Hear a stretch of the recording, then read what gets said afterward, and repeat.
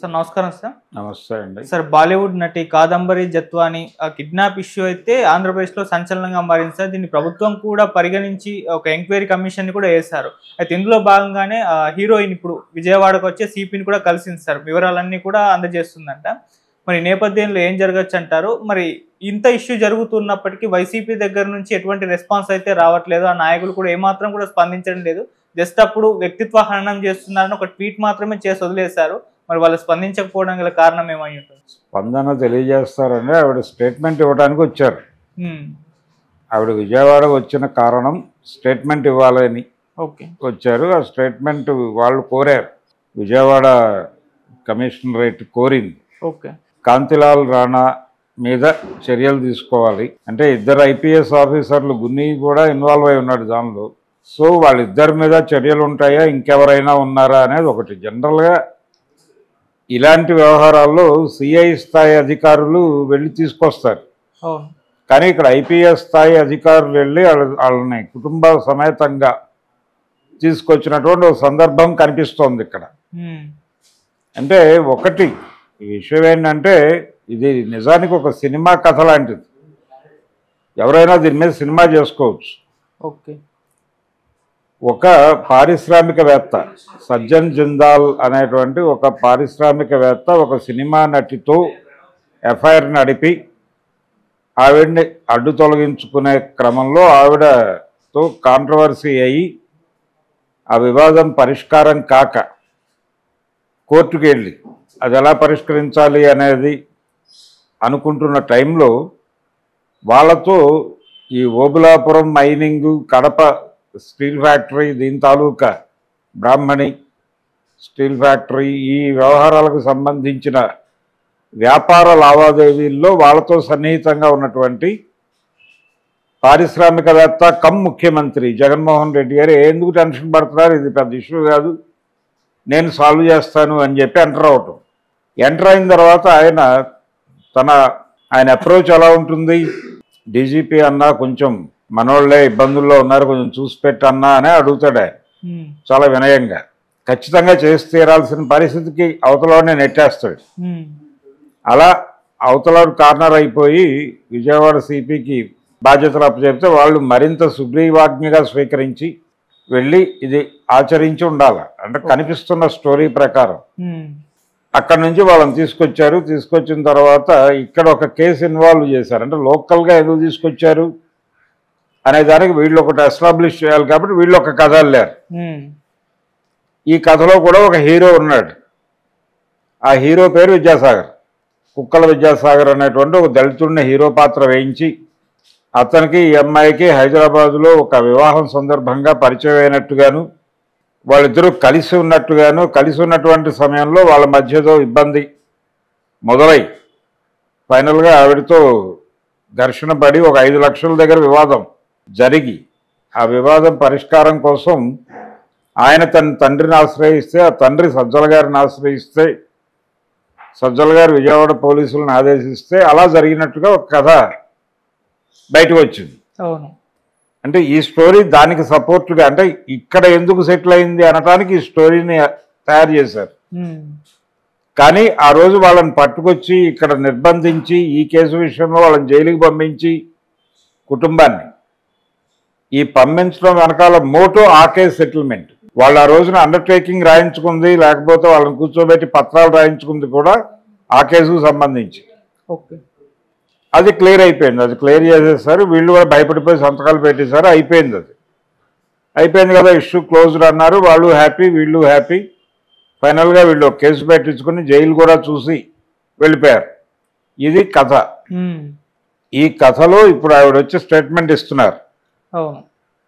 ఆవిడ హైదరాబాద్ వచ్చారు. హైదరాబాద్లో టీవీ ఛానల్తో మాట్లాడారు.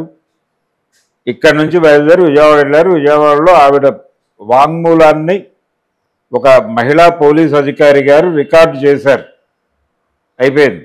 సో ఇప్పుడు ఆ స్టేట్మెంట్ ఆధారంగా ఈ ఐపీఎస్ అధికారుల మీద చర్యలు తీసుకోవాలి. అంటే షోకాజ్ నోటీసులు ఇచ్చే పరిస్థితి కూడా లేదు. నేరుగా అరెస్ట్ చేసి విచారణ చేయటం లాంటిది ఏదో ఉంటుంది. లేదు పిలిచి విచారణ జరిపి అరెస్ట్ చూపించే అవకాశం కూడా ఉంది. కేసులు పెట్టే ఛాన్స్ అయితే ఉంది. ఇది అధికార దుర్వినియోగానికి పాల్పడటం, అంటే పర్సనల్ లెవెల్లో కనీసం ఇంటిగ్రిటీ పోయింది వాళ్ళకి. ఎందుకు ఇంటిగ్రిటీ పోయింది అనే మాట వస్తుందంటే, ఆల్రెడీ సీఎం ఆఫీస్ నుంచి ఒక లెటర్ వచ్చింది డీజీపీకి, ఇది ఆషామాషిగా వదిలిపెట్టద్దు అని. సో ఇక్కడ ఈ ఐపీఎస్ ఆఫీసర్లని కొంచెం ప్రెజరైజ్ చేస్తే అసలు ఎవరు దీని వెనకాల ఉన్నది అనేది బయటకు వస్తుంది. ఒకవేళ నేరుగా ఇప్పటివరకు కనిపిస్తున్న పేరు సలహాదారు సజ్జల గారిది. అవును, అసలు మెయిన్గా జగన్మోహన్ రెడ్డి గారి దగ్గరికే పేరు వెళ్ళిపోతాయి. అప్పుడు అక్కడి నుంచి ఫైల్ మూవ్ చేయొచ్చు అనేది వీళ్ళ ప్రోగ్రామ్ కావచ్చు. అలా మొత్తానికి ప్రెజరైజ్ అయితే చేస్తున్నారు. అంటే వీళ్ళ చేతుల్లోకి విషయం వచ్చింది. ఈ విషయం ద్వారా మనం అవతల పార్టీని ఏ మేరకు కంట్రోల్ చేయగలం అనేది దానికి సంబంధించి ఒక పొలిటికల్ స్కీమ్ వేసేసుకున్నారు.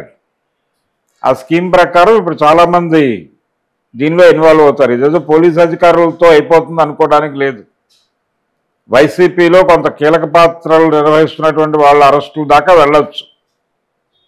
దీనిలో పబ్లిక్ సింపతి వచ్చే వ్యవహారం కూడా లేదు. రెండోది, ఇది ఒక దళితుడిని అనవసరమైన కేసులో బలి చేశారు అనేది కూడా కొంచెం ఎక్కువ ప్రచారం చేస్తే నా ఎస్సీ నా ఎస్పీ అని ఆయన చెప్తున్న డైలాగ్కి రివర్స్ డైలాగ్ అవుతుంది. దళితులను ఎలా వాడారు వీళ్ళు అనేది ఎస్టాబ్లిష్ చేయగలిగితే తెలుగుదేశం, అది డెఫినెట్గా కలిసి వచ్చే అంశం అవుతుంది ఆవిడ. ఓకే. సో ఇన్ని రకాలుగా తెలుగుదేశం వాళ్ళకు ఉపయోగపడే కేసు అవటం వల్ల దీని మీద ప్రపంచపు దృష్టి కేంద్రీకరణ జరిగేలాగా వాళ్ళు ప్రచారాలు చేస్తున్నారు. దీన్ని బాగా జనంలోకి తీసుకెడుతున్నారు. ఓకే.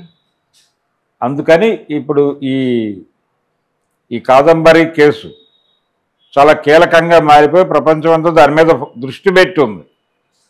ఎవరెవరు బయటకు వస్తారో చూడాలి. నేరుగా అంటే జగన్మోహన్ రెడ్డి ఒకటి కనిపిస్తున్న వాస్తవం, జిందాల్ అనేవాడు స్టీల్ కింగు, వాళ్ళ కుర్రాడు అతను ఆ సజ్జన్ జిందాల్ అనేటువంటి వ్యక్తి, అతనికి ఈఎంఐకి బాంబే గొడవని ఇక్కడికి ట్రాన్స్ఫర్ చేసుకుని తనకు పవర్ ఉంది కాబట్టి తను చేయగలడు కాబట్టి సెటిల్ చేశాడు. ఓకే, దీని నుంచి ఏదో ఒక ప్రయోజనం పొందుంటారుగా, ఆ ప్రయోజనం ఏమిటి అనేది కూడా లాగాలి. ఓకే. అంటే మీకు ఇది మాకు అది అనేటువంటి బేసిస్లో కదా ఇతని యాక్టివిటీస్ అన్నీ జరిగింది.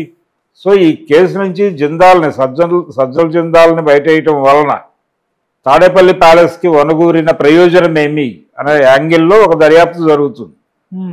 ఆ దర్యాప్తుకు సంబంధించి ఏదైనా గనక ఒక చోట ఒక ఇష్యూ ట్రేస్ అయితే అక్కడి నుంచి తీగలాగి డొంక కదిలించి జగన్మోహన్ రెడ్డికి చుడతారు ఈ కేసుని. ఇదేదో సజ్జల మీదకో మరొకళ్ళ మీదకో వెళ్ళే వ్యవహారం కాదు. ఓకే. స్ట్రైట్ అవే జగన్మోహన్ రెడ్డి దగ్గరికి వెళ్ళడానికి ఒక మార్గం ఉన్నటువంటి కేసు అనేది గుర్తెరిగి ఈ కేసుకి ఇంత ప్రాధాన్యత ఇస్తున్నారు చంద్రబాబు నాయుడు గారు. ఆ ప్రాసెస్ని చూస్తున్నాం మనం. ఇప్పుడు రేపు ఎల్లుండిలో దీని మీద ఎలాంటి స్పందనలు వస్తాయో చూడాలి. దాన్ని బట్టి భవిష్యత్తు అర్థమైపోతుంది.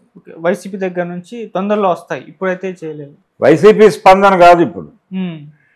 వీళ్ళు ఎంఐ స్టేట్మెంట్ ఇచ్చింది. ఫర్దర్గా ఏమేమి జరుగుతాయి అనేది, ఎవరు నేరస్తులు, ఎవరు ఈ క్రైమ్లో ఎవరెవరు ఇన్వాల్వ్మెంట్ ఉంది. ఇప్పుడు ఆఫీసర్లను పిలిచి కూర్చోబెడతారు. అవును, కాంతిలాల్ని మరొకళ్ళని కూర్చోబెట్టారు. వాళ్ళు కొంత ఇన్ఫర్మేషన్ ఇస్తారు కదా, దాన్ని బట్టి ఎవరెవరు ఉన్నారు అనేది ఒక రూట్ మ్యాప్ జరుగుతుంది. అలా ఎవరెవరిని ఏ లెవెల్లో లోపలికి తోస్తారనేది ఒక క్లారిటీ వస్తుంది. ఓకే. వైసీపీ దీన్ని ఖండిస్తుందా, ఓన్ చేసుకుంటుందా అనేది వేరే గొడవ. ఖండించవచ్చు, ఆల్రెడీ ఖండించారు, మరోసారి ఖండించవచ్చు. ఈ ఖండించడానికి సంబంధించిన ఒక ప్రాథమిక సమాచారం దొరకాలి కదా వాళ్ళకి. ఒక లీడ్ దొరకాలి. ఆ లీడ్ పాయింట్ దొరికే వరకు వెయిట్ చేస్తారు. Okay sir. దొరికిన తర్వాత మాట్లాడతారు, అంతే. Okay sir, thank you so much sir. Thank you.